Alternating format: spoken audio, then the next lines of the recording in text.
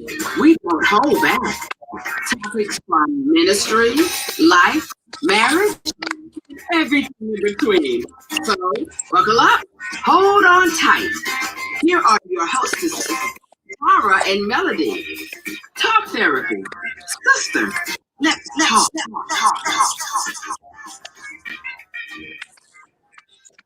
All right, you guys. It is time for talk therapy. Let me make sure my mic is on.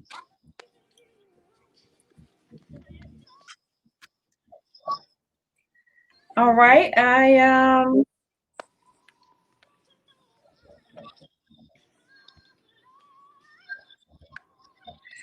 don't know what's going on with my mic, but I guess we're gonna work. We won't worry about it. I don't know. I'm not getting a feedback. So welcome, guys. Welcome. It is time for talk therapy. I am Tara T. Stallings, and I am Melody Manning. How y'all doing today? How y'all doing? as you guys know, you can see our topic. We're going to continue to talk about mental health and the holidays. So make sure before we get started to like, share, invite, do a watch party, because this is a topic that needs to be talked about, especially in the African American community. Um, especially in the African American community. Hello, Sandra. Hi. Um, so it's something that we need to share. We have to be more open, open with what's going on in our families as it relates to mental health. And I want to say this. I don't know what's going on with that. I want to say this. When we talk about mental health, we're not just talking about diagnosable issues. Mhm. We're not just talking about issues that you have been diagnosed with. Self esteem affects your mental health. Everything that happens to you is not a diagnosable issue. It may not be to that extreme. So we want to help and talk about um, mental health, especially during the holidays, because suicide rate is up. We have more, and we shared this the week and a half ago, 2 weeks ago. We have more deaths at the end of the year and the beginning of the year than any other time. Mhm. You have more deaths at the end of the month versus any other time of the month. And during this holiday season, people tend to go into depression, they have anxiety, they drink more, they sleep more, they eat more, they're more irritable. All of this is mental health. Yes. We wanted to talk about it because, this year, 2020, excuse me, has really been a year.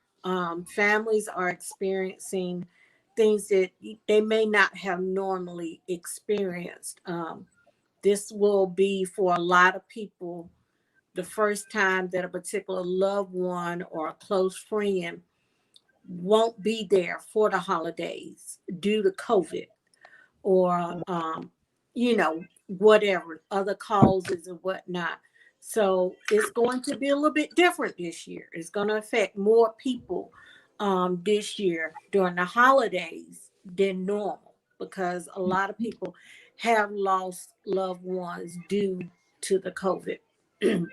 So, what we want to talk about today is how to handle the holidays.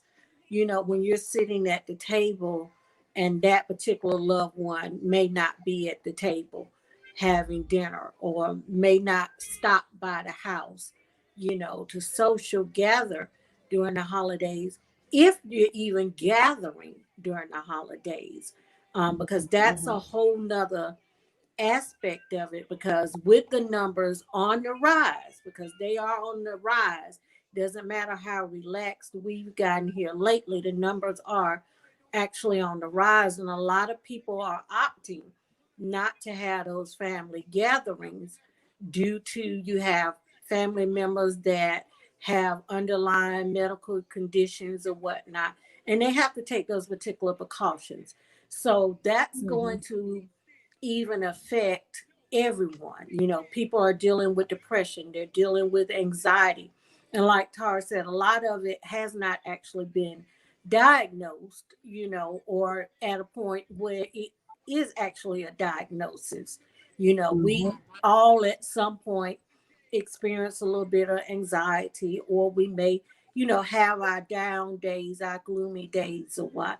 And we are in the midst of seasons changing. And that can affect also your disposition during this time of year. So we want to talk about that and get families ready for that particular time that we're going to be dealing with it. Because I've talked to a few people, Tara, I don't know if you have, that are actually deciding not to have those gatherings, Thanksgiving, and some have already decided as well they're not going to do their usual Christmas gatherings also. And that includes immediate family, because with the COVID situation and the numbers on the rise. I don't know if you've talked to anyone that's made those decisions yet. Well, my family made that decision. We usually have a large family gathering for Thanksgiving, and a large family, multiple families that gather together for Christmas and Thanksgiving. But this year, no, we're not doing it because, we have my father, my aunt, they're older. They're in the higher risk, and they have existing conditions. So we opted out not to. It's just immediate family. Opted out not to have a large gathering, we're not really gathering at all. So it's just, cook dinner at your own house, call people and say Happy Thanksgiving, Merry Christmas, and leave it at that. So we want to stress during this time, it's important to make that contact, even though you're not gathering together at a particular someone's home or a venue or whatnot. We still got to keep some type of connection, because you don't know who's dealing with what and how they're dealing it. Because you got to realize we're in our homes more. A lot of us are in our homes alone a lot. So that usually would be normally their time to see family, because I know usually Thanksgiving and Christmas, my family is when, everybody gets together and see each other for the holidays. I haven't heard how a decision is going to be made, but you got to remember, we've got to reach out to family. Kind of broke you. Huh? Okay, you froze on me for a moment, Tara. But yeah, we got to make sure. Both of them froze, I think. Okay. Yeah. We got to make sure that we're reaching out to even go beyond your family, reach out to friends, call people. It's not just enough to text. I think we need to actually make some phone calls during that time. And just during the holidays, I was communicating via text with one of my friends a couple of weeks ago, matter of fact, and I said, you know what? Scratch the text, and I need to hear your voice. I need to hear your voice. Let me hear you. Let me make sure you're all right. I haven't talked to you. I haven't seen you except social media. And I think that hearing each other to make sure, you can pretend with a text, pretend on social media, but you can hear what's not going on in a person's voice or what's going on when you talk to them. So we want to make sure we have good communication with people, as Melody said, especially this time of the year, because it's, 2021 has been a year, and I still say it's a year of clear vision. Whether you decided to see it clear or not, it still has been a year of clearer vision in so many different aspects of our life. And mental health is one of those aspects that, even though it's always been there, what the media is not sharing is that people are dealing with anxiety, depression, domestic violence, and suicide. It's on the rise because of isolation. And child abuse is also on the rise. Yes, it definitely, yes. So we need to identify and address these issues so that people can feel comfortable with getting the help that they need, so that they can get the tools to work through their emotions. Mental health doesn't mean that you're crazy. Let me just say that. We have joked so long with words, oh, you're mental. Mental health does not mean that it is something wrong with you. Mental means your mind, psyche, your thoughts, you're doing. That's what mental is. So we have to be mindful of that. We all have mental health, whether it's good mental health or bad mental health. And sometimes it may be good and sometimes it may not be good, depending on what's going on. Yeah. But get the help that's needed, and let's talk about it. I was sharing this on a broadcast I was on last night. I'm a believer in prayer, and I know that prayer works. It's not something that I think. But so often we are taught to, pray about it. Mm-hmm. Well, my problem with telling someone to pray about it, most people don't know how to pray. Most people don't know how to pray to get their prayers, past the ceiling. I'm going to use it that way. Most people, so to tell someone that does not know how to pray to go and pray about something that's affecting them mentally. So even in their prayer, it's going to be confusion because they're dealing with their thoughts and their mental instability. So they're not going to even be able to pray effectively if they knew how to pray. So just telling someone to pray is not always the answer. Telling someone that knows how to pray to go pray, that's the answer. But even if you know how to pray and your mentality, your mindset is not there, you're still not going to pray effectively. Sometimes it says be your brother's keeper. We are created to be relational. We are created to work with each other, to bear one another burdens. And when you're dealing with someone or people that are dealing with mental instability, you have trained people, whether that be pastoral counselor, because you have counselors that are trained in pastoral counseling, whether it's a licensed professional counselor, a psychologist, whether it's a certified life coach. Those people can help you work through whatever it is that you're going through. But you can't get help if you don't go and seek it. Yeah. Or if you see someone you feel may need help, there's a way, to say, hey, I can't answer everything for you. I don't know how, but let's see about getting you some help. And if you do it in the right spirit and in the right tone, because the delivery is the important part of it, then they may be more open to seek that help. Or whatnot. And there's nothing wrong with seeking that help, because even coaches and therapists and all, they all have somebody that is helping them as well. So there's nothing wrong with it, because we have to get past this stigma.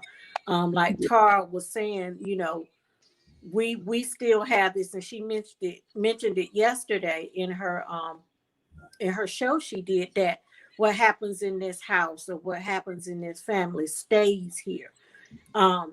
That's not always the best thing to do. You need that outside help, because when you're doing that, all you're doing is teaching the next generation, which is teaching the next generation.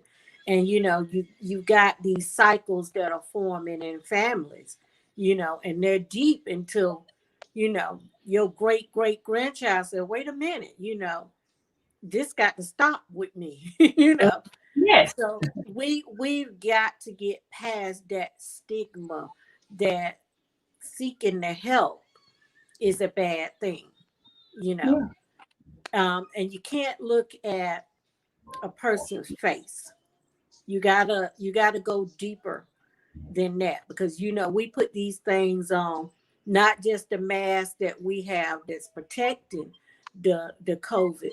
We're putting that on top of another mask that a lot of us wear every single day. So we're double masked. You got to look past that mask that they have on. And the only way to get past that mask that they have on is to have that genuine conversation with people. Not just to, hey, how you doing, whatnot. You got to really spend the time and have those conversations. So when you're making those calls, take the time, block out some time if you need to call people and genuinely talk to them, and see what's going on. Like Tara said, hey, I needed to hear your voice, because text messaging, sometimes, because I'm one of them people, it's hard to read a tone. I said, wait a minute now, this here don't sound right. I need to call them, to see where they're coming from. So you actually do need to hear those voices. Now, and another thing, don't push your person to talk. You can't force a person to talk. But if you come in the right spirit, more than likely they will let you in a little bit. And you just to know that they're actually okay. Because again, suicide is on the rise. Even though some people may have not attempted it, they've had that ideation at some point where they thought about it. And this year is a hard year for a lot of people. Jobs have been lost, a lot of people on the edge because they don't know if they're going to have a job this, by the end of the month, next month, first of the year. Finances are stretched right about now. A lot of people are feeling like they're failures right now, believe it or not, because they're looking at everything that other people are posting, because a lot of people don't know how to handle social media properly, because there's a healthy way to handle social media.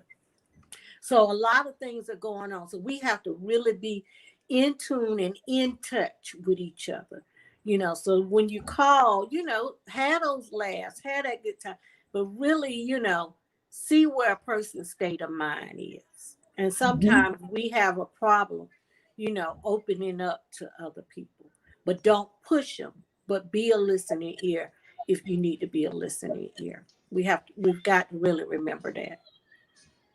Yeah, I think a lot of times it's we don't know how to really communicate. We can talk to them about the fun things in life, but the serious conversations we tend to shy away from. We don't want to have those serious conversations with the people that we love, because one, we feel like we don't want to offend them. But when you love someone, sometimes what you think is offensive may be a lifesaver for them, because we have been taught. Now, personality plays a part in it also. Some people, they internalize their emotions. They don't talk. They try to work it out in their head. Listen, and people have been taught where they just don't share. Some people have trust issues. I don't want to feel like I'm a burden. I don't want to, I don't want to share all my business, and I understand that. But sometimes you have to have those conversations and assure people, hey, it's okay. Mm-hmm. If you're not okay, it's okay to not be okay. Mm-hmm. It's okay to not be okay. It's okay to have, feel like you're on the edge. It's okay to feel like you're on an island by yourself. It's okay, but it's not okay to stay there. True. It's not okay to stay there. True. They need to know that they have someone that's not going to be judgmental. And this is why a lot of people don't seek help, whether it's family member, whether it's professional, or whether it's pastoral.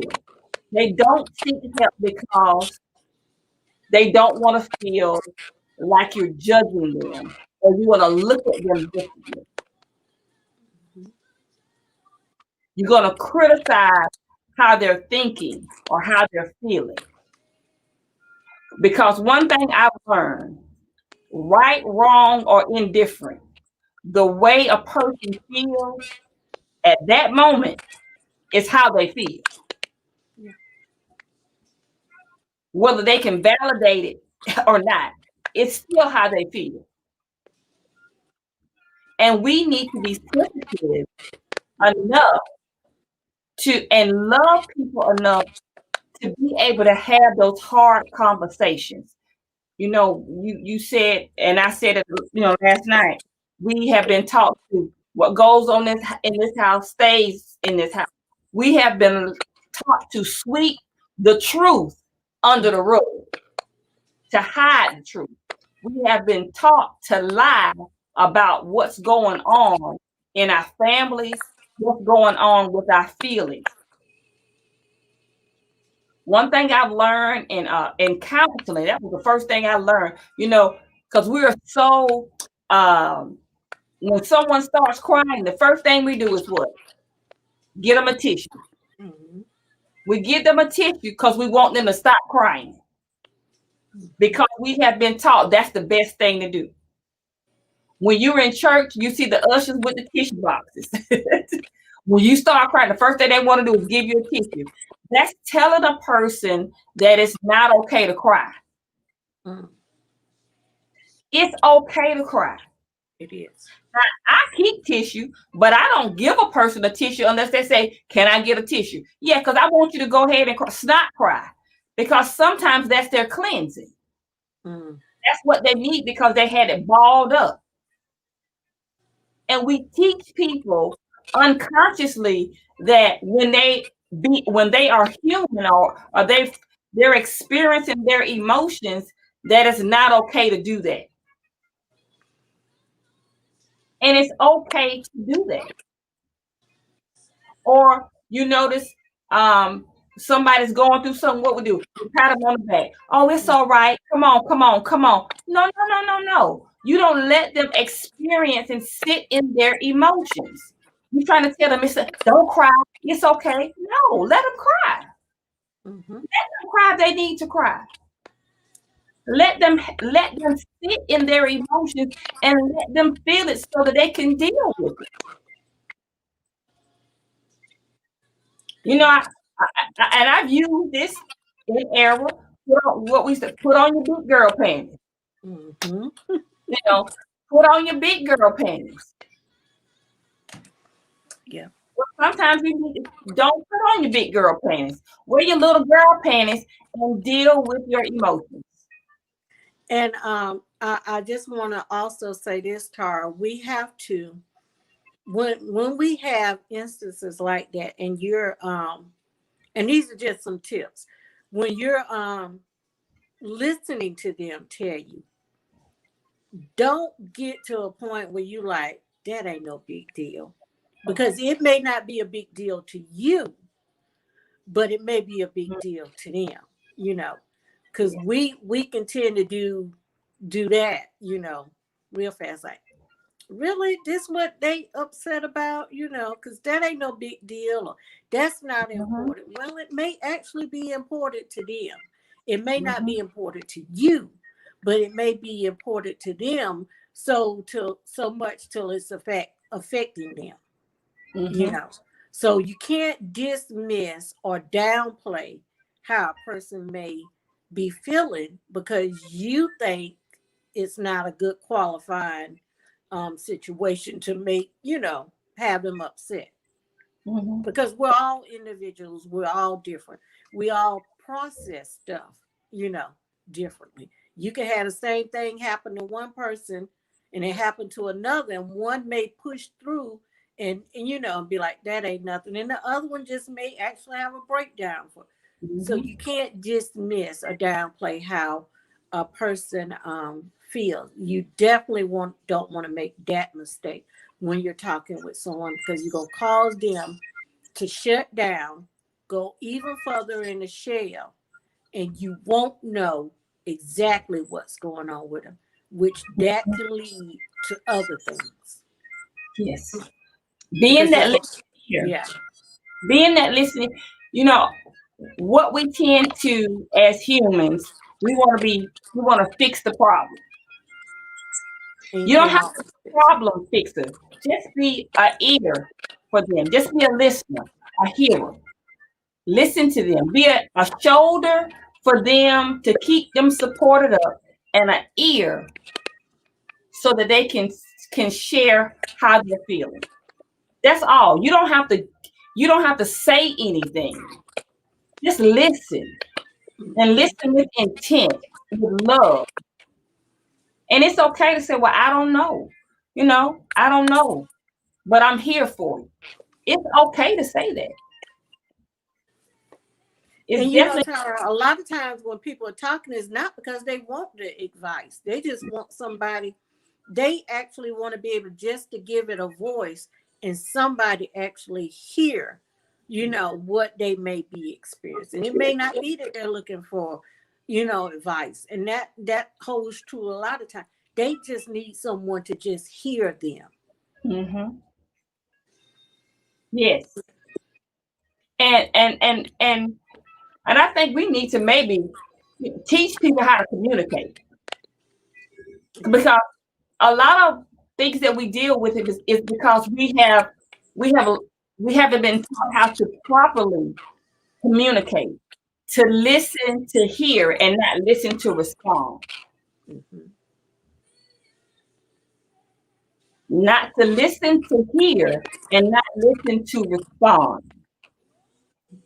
Because it's so many people that's hurting today. It's so many people that's hurting during this season. And I'm going to say, and the season to come, you need to be sensitive to people. You have people now that they're dealing with an anxiety is nothing but fear. Let me just say that. It's fear. It's people that still refuse to leave their house from March because of COVID-19. They are afraid to leave their houses. The winter is coming, the flu season. Can you imagine how much more afraid they're going to be if they have to come out to get basic needs?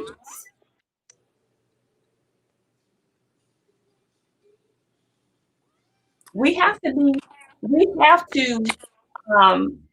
be sensitive to people and understand, you know, oh, it's, you know, people are dying, whatever you believe or whatever you don't believe, especially with this COVID-19, people are dying. In this season anyway, people are dying. You have people up in an uproar. You have people that's dealing with anger, people that are, they are dealing with frustrations because of what Melody said earlier, job loss. They don't know how to feed their family. They don't know how they're gonna pay their bill. Yeah. People are under a lot of pressure. So go ahead. No, go ahead. I'm sorry. I'm finished. Also, Tara, I want to let's touch on if you are having those family gatherings, how to handle going to those family gatherings. And I want to say this: you don't have to go, if you don't want to go, because your main thing you need to do is protect your space, your peace, your sanity, your well-being, whatever you want to call it, your environment, your vibe, whatever. Your main thing is protecting that. So if your family is getting together and you feel like attending those events will disrupt it, then you do have the option of not going. Does not mean that you don't love them.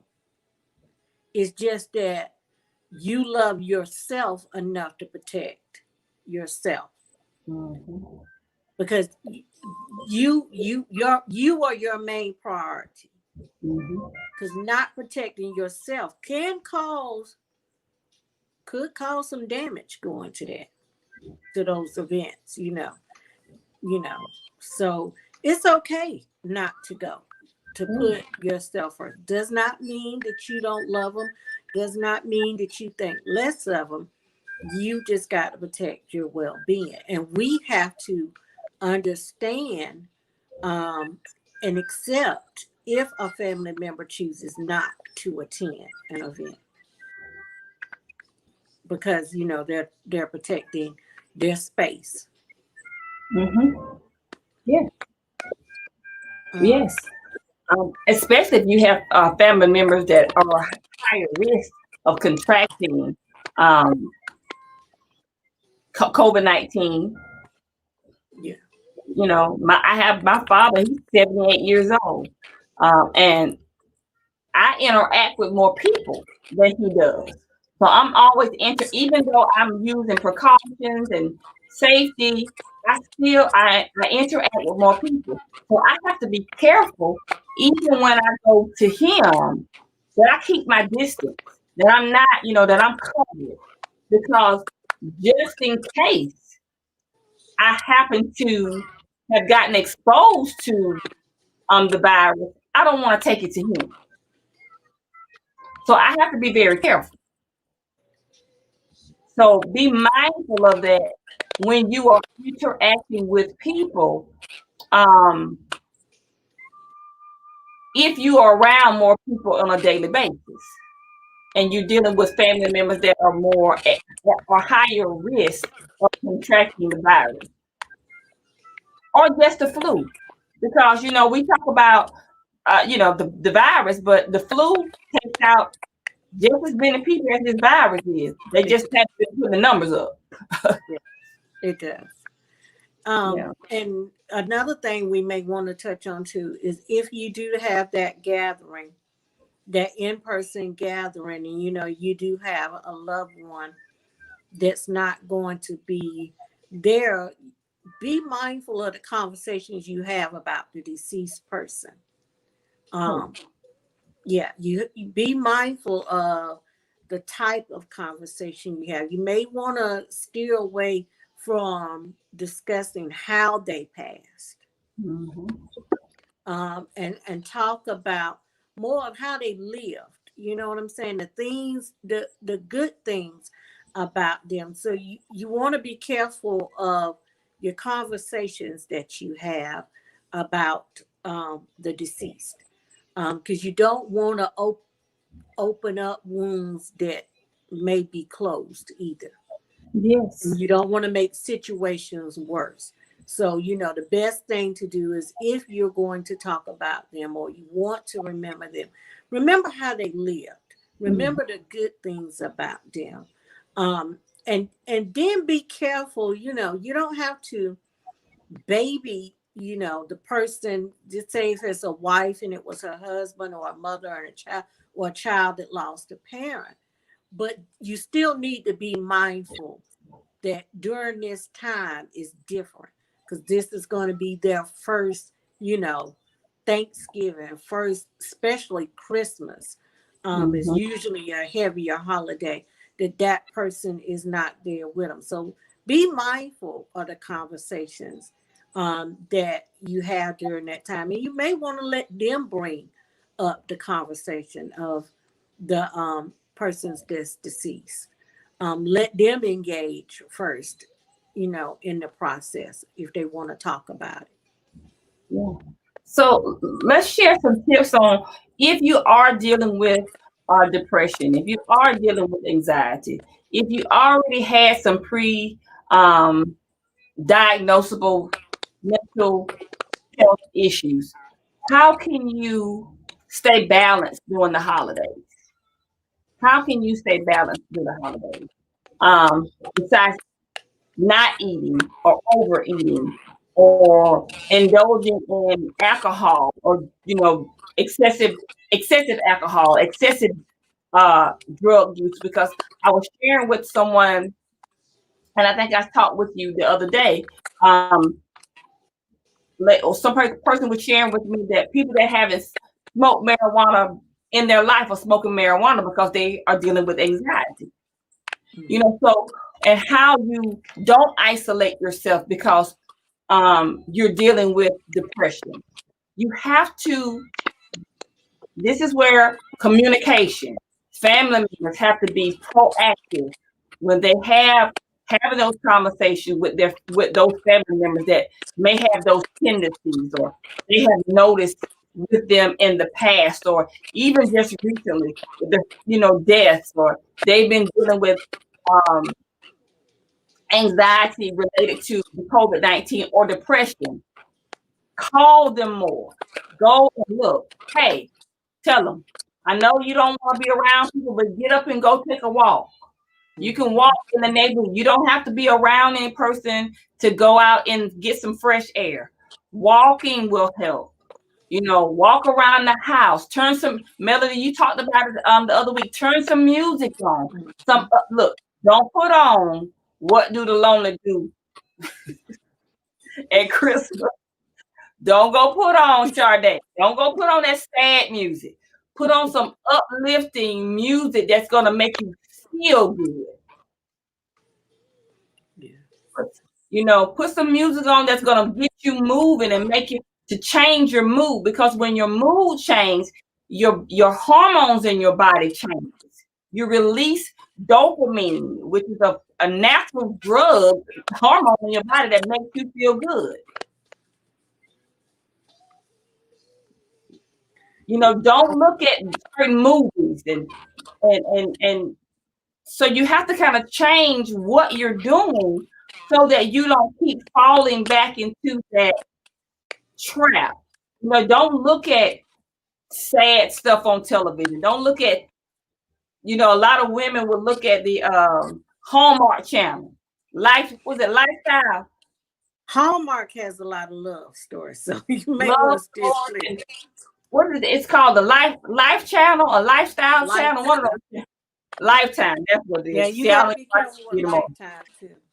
Right. So you don't want to watch those. Don't sit there and binge on those type of things that's going to have you emotional and cause different negative thoughts and thought patterns to keep you in that conundrum of depression or anxiety.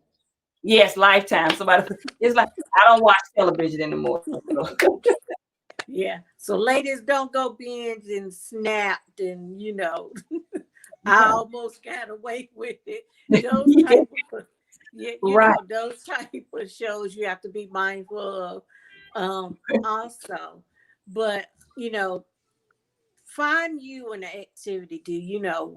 I like to sometimes I watch cartoons, the old cartoons, the kiddie cartoons, just to laugh or find a good comedy, to watch. Something that's gonna be light will bring you some laughter. Laughter really, we used to say this all the time, laughter does the body good. It really does do and mean a lot to just, laugh. It relieves a lot of stress and tension when you just have you a good old laugh. And sometimes, pick up the phone and call somebody who is gonna make you laugh. And y'all Yes. just, laugh till you cry on the phone. Those are things that are also good to change your frame of mind during a certain period when you feel yourself slipping into those moments of anxiety or whatnot, because you can kind of head it off, because you do get that feeling of, okay, all right, let me stop this now before I full-fledged get into it. Or if you are in it, okay, let me come out of this, because there's nothing wrong with experiencing it temporary. You just don't want to stay in it, because staying in it is the problem. That's one of the things. Like Tara said, get out and walk. Get in the kitchen, cook something. Anything that's out of the norm for you or gives you that hype, that energy, or whatnot when you're dealing with it. Do something that you've always wanted to do. Do something different. Try something different. Something different. Yeah. So look, I'm gonna plug us in here. Look, if you need help, it's the holidays. We're running special. We can help you. We're trained, we're qualified to help you work with your anxiety, your depression, your mental issues. If you're feeling stuck, whatever it is, call us. And if we can't help you, we can refer you out. Yeah. We can refer you to the person or the persons that can help you. But get the help that's if you don't have to suffer alone. You don't have to suffer alone. I'm going to say it again. You do not have to suffer alone. There is qualified, trained people. Some people say, well, I don't want to go to the doctor. I'm going to go to the church. Okay, well, go to the church. But make sure if you go into the church that they are qualified. One thing about, I'm going to throw our plug in. We qualified from the spiritually too. We are qualified. So, and right now, it's nobody at the church. Most of the churches are closed. So find you a person that can give you what you need spiritually, guide you spiritually and naturally in your mental health, in your stuckness, in your issues. That can combine the two, that know and can give you sound advice, a sound doctrine, or help you work through it from a biblical viewpoint.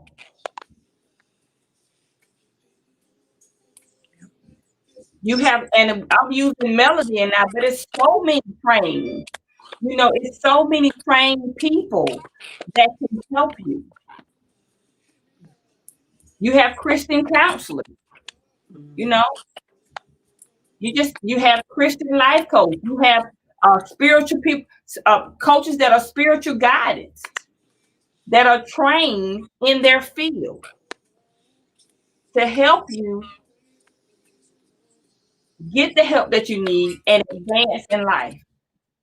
If 2020 hasn't showed us anything else, it should have shown us this. Life is not waiting on anyone. The best time to do it is now. Procrastination it's over. You better do it. If you fail, failure is not failure. Failure is just a lesson learned.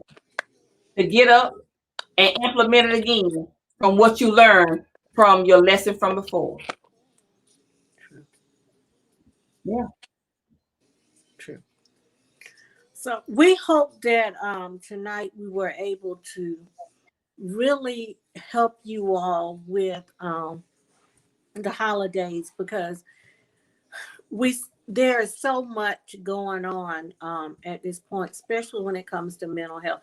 And like Tara said at the top of the show, mental health is not just a diagnosis.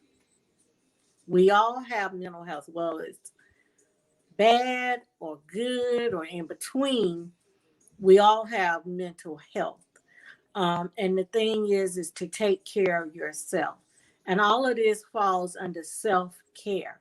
Loving yourself enough to make sure that you are taking care of yourself properly, because nobody else is responsible for you but yourself. And taking that step. So if you need to take that step and talk to someone, take that step. It's everything. When you go to trained professional, and I think a lot of people deal with this, Tara, and I think I'm fair with saying this, that they're scared of whatever they say may get back out.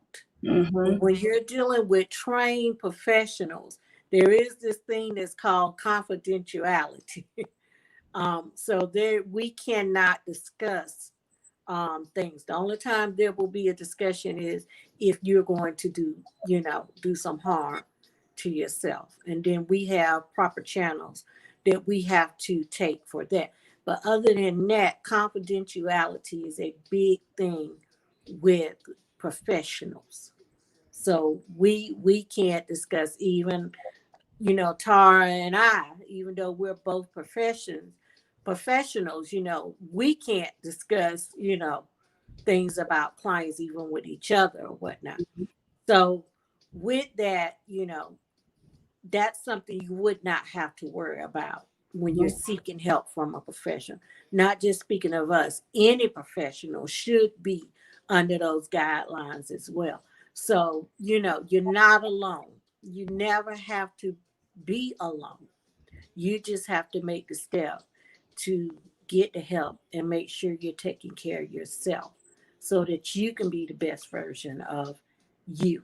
Because you can't do anything for anybody else unless you're taking care of self. Yes. Listen, thank you guys for joining us tonight. This has been Talk Therapy.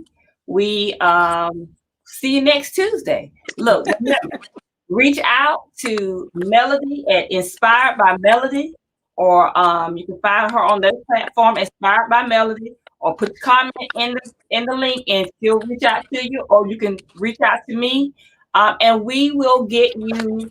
We'll either help you, because I know I give a free call session, and I think Melody does give a free call session. The steps, if we're able to help you. If not, we will refer you out. Yeah. We will refer you out. Yeah, Tara Consulting Group, she's got a number of different types of coaches and whatnot. So if it's something that's beyond us, of course, you can refer you out to where you need to be, because the main thing is, getting you the help that you need. And we don't just deal with mental health. We deal with every aspect of life. Check us out, Destiny Life Management Group. You can go to my website. You can reach every aspect of life. We can help you: counseling, coaching, and consulting. So until next Tuesday, you guys, please be safe. Please be safe. If you check on your families, and if you need help, if you know somebody that needs help, encourage them to get the help that they need. All right. Good night. All right. Good night.